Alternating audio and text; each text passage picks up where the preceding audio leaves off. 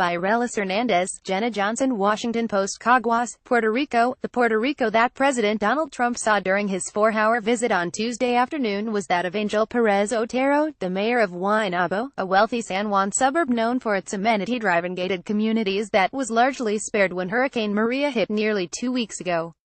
Perez Otero led Trump and his entourage on a walking tour of a neighborhood where high-speed winds had blown out some second-story windows and knocked over a few trees, but where life seemed to be returning to normal, thanks to assistance from the government. Neighbors stood outside their homes ready to warmly greet the president, their phones powered up and ready to snap photos. One homeowner told Trump that he lost a couple windows and still hasn't regained electricity, but he was never worried about his family's safety. "We have a good house, thank God," he told the president. "That's fantastic," Trump said. "Well, we're going to help you out. Have a good time." If the president had traveled a little deeper into the island, to the communities that sustained some of the heaviest damage, he would have witnessed a very different Puerto Rico. Just 10 miles southeast of Guaynabo is this mountainous city of Caguas, nestled in a valley ringed by steep sierras and narrow mountain passes, with homes built densely on the edges of gravity-defying slopes.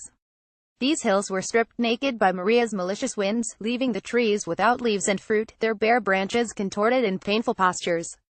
Houses that withstood tropical rain and wind for decades were blown off their foundations and destroyed by toppled vegetation. Twisted metal roofs landed in creeks all over the once lush region.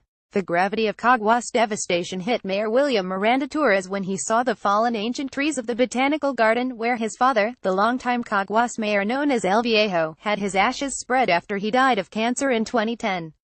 "That's when it became hard to hold back the tears," he said.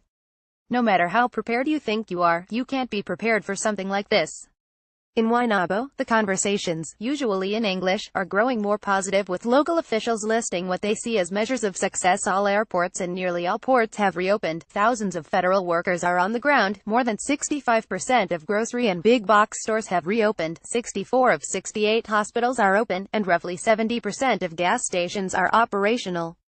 But here in Caguas there remains a sense of desperation, with Miranda Torres rattling off a much more dire list of statistics in Spanish. Nearly 1 in 10 residents were severely impacted by the storm's destruction.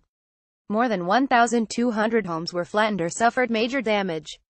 At least one person died at a shelter from complications of diabetes after not having access to medical care, and 2 people committed suicide.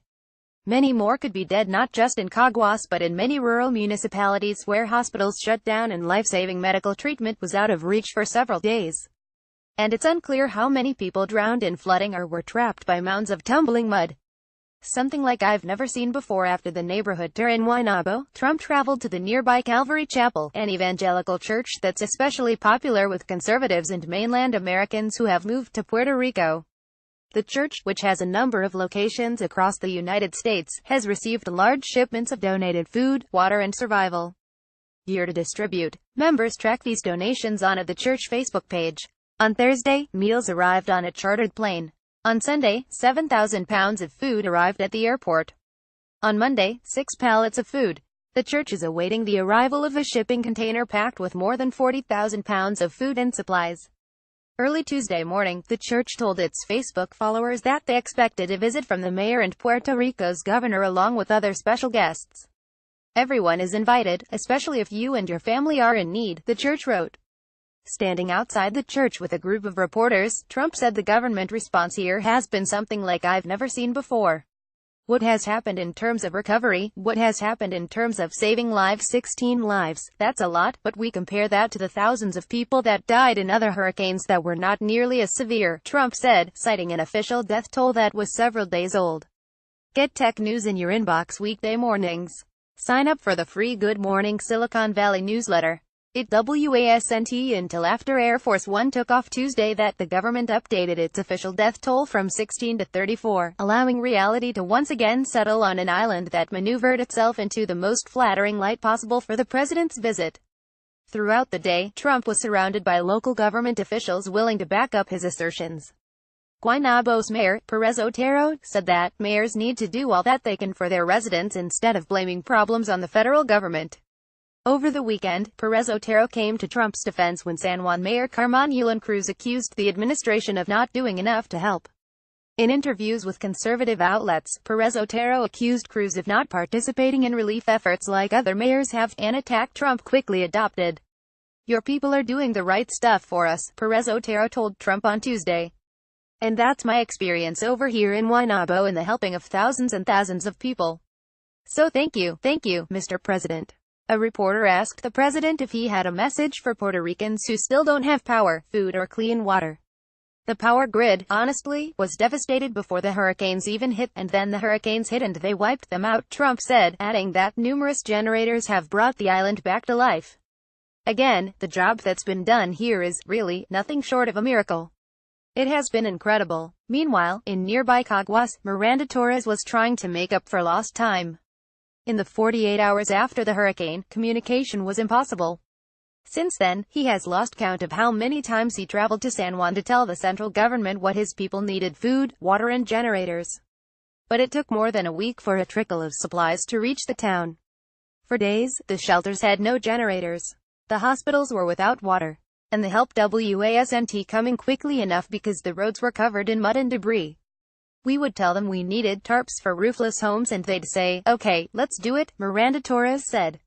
"But then I didn't have anyone to drive the trucks to deliver the supplies. I'd go to the command center to spend 4 or 5 hours there listening and advocating for my city. It was frustrating. Tactically, federal and Puerto Rico authorities had the right idea," he said. "Logistically, the operation failed." Miranda Torres and other local leaders went to work identifying and solving problems. Residents could not get out of their barrios because of fallen debris, so within a week the city government and workers cleared every winding mountain road. Nearly 700 senior citizens in home care or nursing homes did not have care and food, so volunteers went into all the barrios to locate bedridden seniors who needed help. Hundreds of people did not have enough of their medication to get through the week, so the municipal government coordinated directly with local pharmacies to sort through inventory and facilitate deliveries of specific medications to residents. Within a week, the city government cleared every winding mountain road, documented 512 cases of destroyed homes and set up feeding stations to serve hot meals to residents. Volunteers went into all the barrios to locate bedridden seniors who needed help. In the San Salvador neighborhood, 19 people are living in elementary school classrooms, and the local lunch ladies volunteered to cook for them on Tuesday, serving up rice and beans, pork and peaches, along with a glass of milk. Across the region, neighbors are pooling together the food they do have: sweet potatoes from their gardens, bread and plantains found in the brush. Neighbors have been hugging and comforting one another. City staff already know some children and residents will need psychological counseling. "You see them there smiling and chatting, then all of a sudden they go silent," said Madeline Gonzalez, who oversees the meal preparation at the San Salvador shelter. "You know they are depressed. Let's make Puerto Rico great again." Trump continued into the church, where he was greeted by several dozen church members and others who cheered his arrival. A few people in the crowd shouted that they loved him or held signs that read, "Proud Americans, let's make Puerto Rico great again and God bless you, Mr. President." At least one person wore a red "Make America Great Again" hat. Trump shook hands, posed for selfies, and examined some of the supplies stockpiled at the church: bags of rice, solar-powered flashlights, bottled water, rolls of paper towels and cans of chicken. "Whoa, I've never seen that before," Trump said, holding up a can of chicken. "That looks kind of good. Let's start handing it out. Do you feel like this?" But few in the camera-wielding crowd appeared to be in need of a can of chicken. Trump moved down the line to the flashlights, asking the crowd who wanted one. He tried out one of the larger models, shining it at the television cameras and the crowd as if it were a spotlight. As he handed out some smaller flashlights, he declared, "Flashlights, you don't need 'em anymore. You don't need 'em anymore." Trump passed out yellow bags of rice, and then started tossing rolls of towels into the crowd as if he were shooting free throws. The crowd laughed and cheered him on. When he contemplated doing the same with the cans of chicken, the crowd gently told him no. The church is also distributing water purification kits, and a member explained the process to the president. "Wait," Trump said, "you put it in dirty water and then you can drink it after 10 to 12 hours, she explained. "Would you do it? Would you drink it?" he asked. "Sure," she said. "Really?" Trump said, a disgusted look coming across his face. "Really?" she said. "Is this your company or something?" Trump asked the woman, seeming suspicious. "If the aggressive pitch." "No," she said, "I'm part of the church."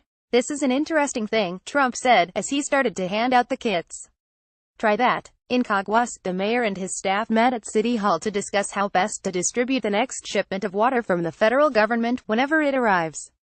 Are they sending us the gallons or the small bottles? Miranda Torres asked his Secretary of Human Development, Ida Gonzalez. She thinks it will be 16-ounce bottles. In remote areas like Caguas, drinkable water is often scarce, although there is some water service and residents have been catching rainwater in cisterns. Across the island, only about half of residents have access to clean drinking water. Water is health here, he said. If people don't have it for hygiene and the like, they are going to start getting sick. Water often seems like the most pressing community need, but Miranda Torres has found there are so many others. As he toured the barrios of Borinquen and Tomas de Castro on Tuesday afternoon, a dog ran out into the road and its head was crushed by a passing vehicle. A little girl's shrieks pierced the air. The mayor pulled over, jumped out of his Chevy Tahoe to take the child into his arms.